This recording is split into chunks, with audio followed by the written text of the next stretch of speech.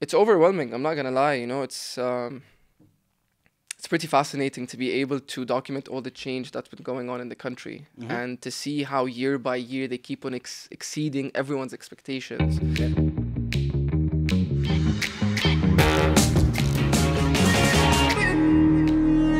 Hello and welcome to the Mayman Show. As usual, we are coming to you from our studios in Riyadh, the Kingdom of Saudi Arabia. And today we have a special guest and a special episode. He is a videographer, filmmaker slash DJ, Misha Saied. Thanks for being with us. Thank you for having me, man. No, it's a pleasure. It's a pleasure. And I'm glad we can finally get Yes, you sir. here in the It's been studio. overdue, huh? Yeah, exactly. With everything that's going on in the country, and all the events, and you must, Exactly. It's been festive. everything's been on demand, right? Oh, 100%. Tell me about it. All right, so let's talk about your current projects. I remember, when we were talking on the phone, you were telling me you're doing, some work with Riyadh season. Yeah. So tell us a little bit about this project you're doing. So it was the Riyadh Imagination Park, Mm-hmm. and it was one of the zones on the Riyadh season. Mm-hmm. It was pretty cool actually. They had two main zones basically, a Netflix zone and Yeah. an automotive zone. All right. So for the Netflix zone, you had like four different experiences, Mm-hmm. and basically they showcase four of the most popular series in Saudi. So you All right. had Army of the Dead, Money Heist, Squid Games. Mm-hmm. What was the last one? All right. Well, I don't know. I mean, let me. trying to think. Haven't been on Oh, Netflix. Stranger Things. Exactly. Oh yeah, Stranger 100%. Things. That's a classic. Yeah, man. yeah, exactly. So Okay. it was a pretty fun project actually. We got to shoot the experience. There were a lot of amazing cars as well. Like I think Okay. more than $1 billion worth Okay. of cars. All right. Amazing collection. Okay. It was fun. So it's your role was to chronicle all the stuff and Yeah, basically. So I sit with the client and I what I do because I have a bachelor's in advertising as well. all right. So I understand who their target audience is, Mm-hmm. what's their main outcome, All right. and basically we just put the pieces together Okay. and we create a video where we invite a lot of people to come and experience the site. All right. Basically, long story enough. short. Okay. And aside from Riyadh season and Imagination Park and everything, you've done other events here in Saudi. Let's talk about them bit by bit. Let's start dissecting them. So you did like the Formula E and Formula One, Yes, I sir. believe, right? So what were you doing? In So these for projects? Formula E, I was covering the Raya season. Mm-hmm. So I also got the chance to shoot Anthony Joshua's fight. All right. It was the first time he came to Saudi. Mhm. Formula One, I was doing it with NBC. Okay. And yeah, and then even way before that, actually, if you want to go back, the first thing was the Golf International Tournament, All right. which was hosted in Cake. And that was the first time Tiesto came to the country. That was the first time Mariah Carey came to the country. Okay. It was pretty fascinating to see. It was like the start of the change, basically. That's when they started implementing Vision 2030. I think right. that was back in 2018, 2019. All right. And once I saw this was going on, I'm like, so I'm a very visionary person. I Okay. kind of got an idea of where the country was going. Mm-hmm. And I wasn't surprised when they announced Middlebeast. Okay. Like the biggest electronic music festival in the region, All right. which is insane. Yeah. So yeah, I've done Middlebeast, XP, had two different roles, obviously, as a photographer and as a DJ. Okay. And XP this year was amazing.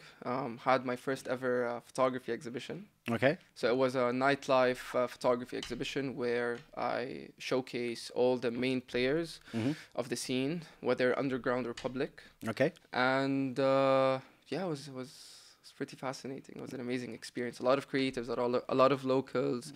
Mm-hmm. It's beautiful to witness all the change happening Mhm. and how a lot of creatives from all over the kingdom and even internationally All right. would come to Saudi and discuss, talk about the music industry and see how everyone could collaborate. And yeah, Middlebeast gave a lot of opportunities to a lot of local artists. Even DJ Khaled came, like DJ Khaled barely Yeah. flies. Yeah, So he showed up to XP. He performed in Middlebeast. That was historic. okay. Yeah. And so being a DJ will and like a videographer, we'll get back to the DJ part first. But let's talk about your experience, the being a photographer, videographer, filmmaker. So like how do you see basically the scene right now in Saudi when it comes to, I guess, because we're just talking about a lot of events here: Formula One, Formula E, Riyadh season. This is just the tip of the iceberg of what's going on here. Exactly. How does basically being a professional lensman reflects your how you see the country's Vision 2030 expanding when it comes to music, entertainment, film, all that. That's a very good question, actually. So, I've always knew that I had a unique perspective to share, Hmm. and once the Vision 2030 happened, I was all over the place. I was so happy because Yeah. this country has so much potential, Hmm. and you know, there was a lot of events going on, like you mentioned, Yeah. sports, music, entertainment. Yeah, I know. I mean, it's hard to compete with these events when I'm trying to get you here in the studio. So, Yeah. so I'll lose all the time. But yeah, Yeah, so it was pretty fascinating, being able to I view it in a different way. I don't just view it I'm just capturing these photos. No, I view it as I have a role, Mhm. and that role is to capture all these historical moments that are taking place in Saudi. Yeah. Um, it's overwhelming. I'm not gonna lie. It's pretty fascinating to be able to document all the change that's been going on in the country, Mhm. and to see how year by year they keep on exceeding everyone's expectations, Yeah. and to see now Saudi being put on the map globally, Mhm. competing with the biggest countries in the world. Yeah. And I think this is just the beginning. Yeah. I mean, it's just as journalists and media outlets, we're finding it very hard to keep up with Oh, tell me covering about it. everything that's happening here. So I'll take your word for it. So speaking of history, let's move to the largest electric music gathering in the region, Middlebeast, where you were one of the DJs who had the opportunity to perform on stage. Tell us a little bit about that experience. First of all, like, how did how did you end up basically landing the gig of playing Middlebeast on stage, in front of everybody? Well, a lot of hard work, Hmm. and a lot of see a lot of everyone's trying to become a DJ nowadays. Hmm. Saudi is a country that follows trend. So if you remember, like 4 years ago, everyone started picking up a camera and trying to Yeah. be a photographer, and then Mhm. everyone started trying to become a model, and then now so DJing is the new thing. It's because everybody has like a creative bone that they haven't, dabbled and discovered yet. So Exactly. to them, it's like it's now or never. 100%, exactly. You know what I mean? Exactly. So to get that gig, you really needed to distinguish yourself from everyone else. Yeah. Give something, like, do something different. So why would they book you and not all these other DJs? So obviously you need to be in the community. You need to network. So being a filmmaker, videographer. Oh, for sure. Very Oh, good for opportunity Sure. Oh, to tell me network. about it. Yeah. So like You don't have to be humble, you can say it. well, I would be networking if I was a videographer. man, seriously, Yeah. like, you have no idea how much the camera can take you places Yeah. you could never Hey, imagine. Like, literally. I network as a comms advisor. You'll be so- surprised how that takes Oh, you places exactly. too. So you know what I'm talking about. Yeah. So the camera, actually, being a photographer and a filmmaker,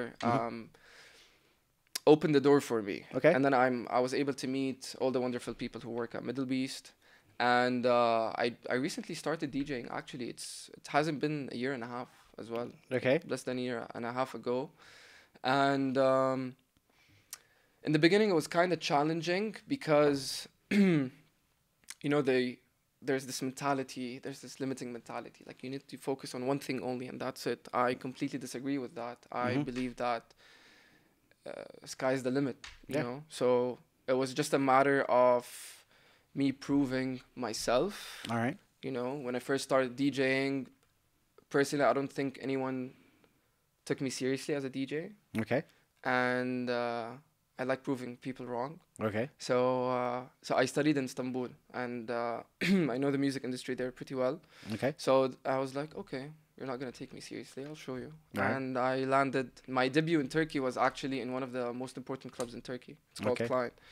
So after that, I landed 2 more international gigs in Istanbul, Okay. which you know, Yeah. people were like, "Oh, okay, Okay. People took notice. exactly." Okay.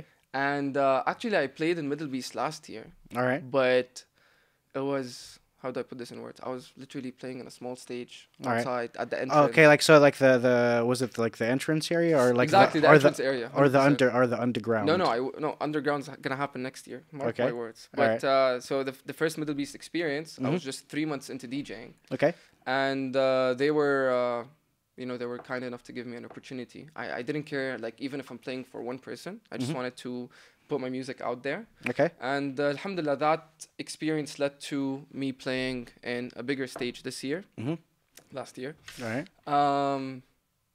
So So the last Middlebeast, you were on the main stage. No, no, no. Or- I was in the VIP area of the main stage. Okay. So it's like step by step, First Yeah, year, you gradually get there. exactly. First year Okay. at the entrance. Entrance, now Second VIP. time, now the VIP. Third year After in the underground. and as someone who's into the music industry and an up and coming DJ, how in your opinion, what are your thoughts about the Kingdom of Saudi Arabia holding the largest electric music gathering in the region? I mean, this is just the Like, beginning. yeah. So you put these two elements together. What kind of perception do you develop? The way I see it, I see, like in the music industry, if you want to talk about the main hotspots, you always you hear Amsterdam, Ibiza, Berlin. Yeah.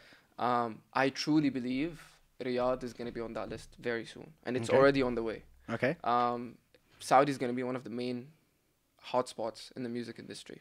All right. Like, trust me, everything we're just seeing, I truly believe it's just the beginning. So this is just laying the foundations for 100%. something bigger, better, Definitely. and badder, right? Definitely. Okay, sounds good. And what other gigs have you done in Saudi? Well, obviously, there's a lot of like underground stuff that happens.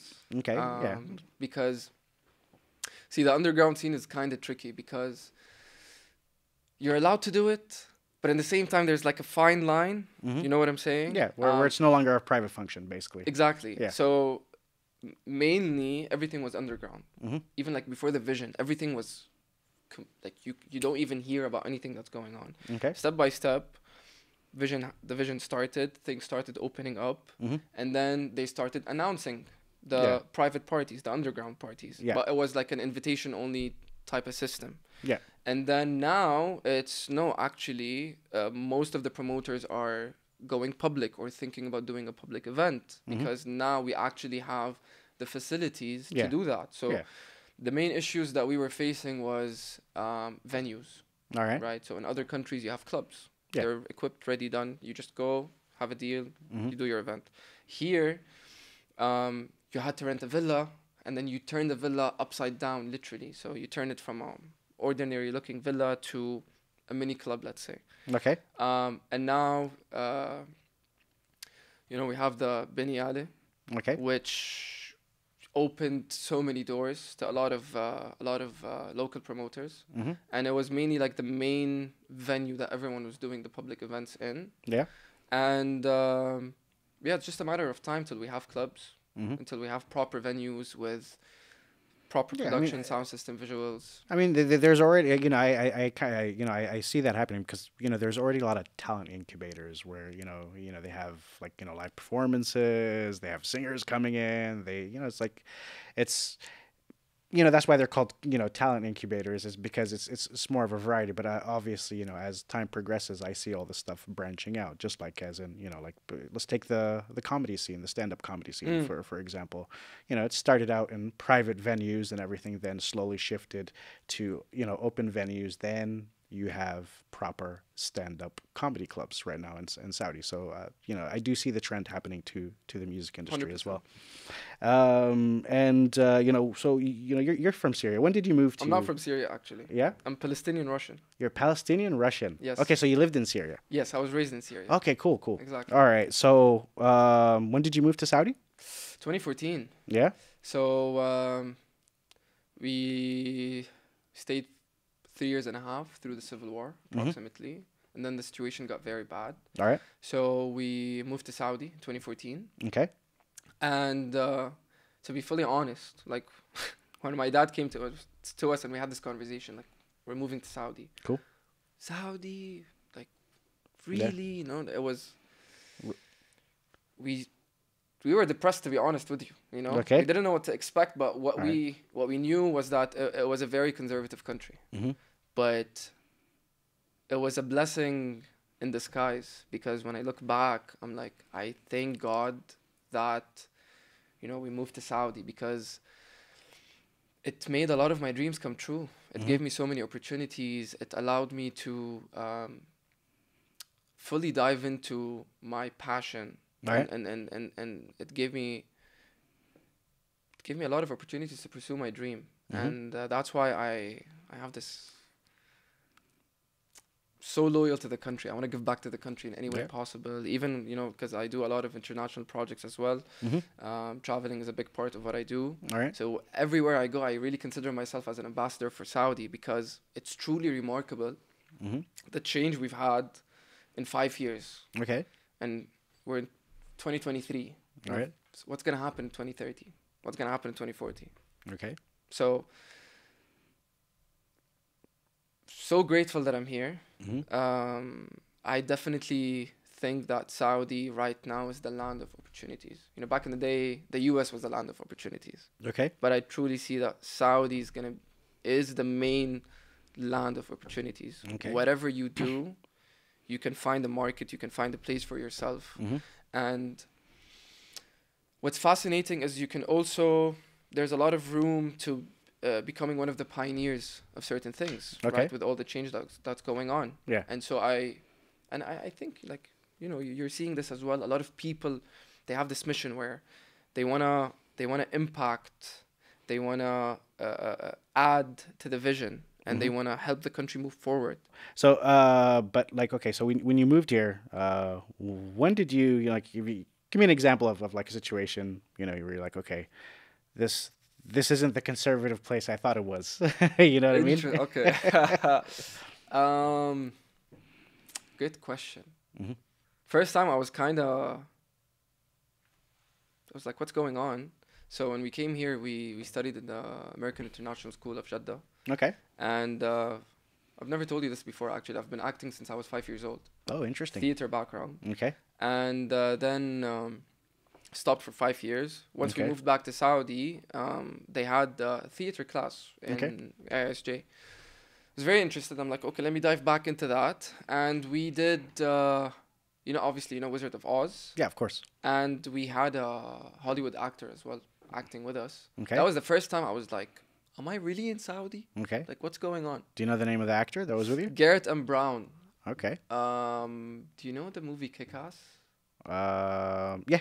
Yes. He was the father of the main hero, basically. Okay. Yeah. All right, that's cool. And yeah, we didn't bring this here for just for show or decoration, right? As promised and as we agreed on, we're gonna give you some time to play something for us. I could show you what I got. Sounds good? It's amazing.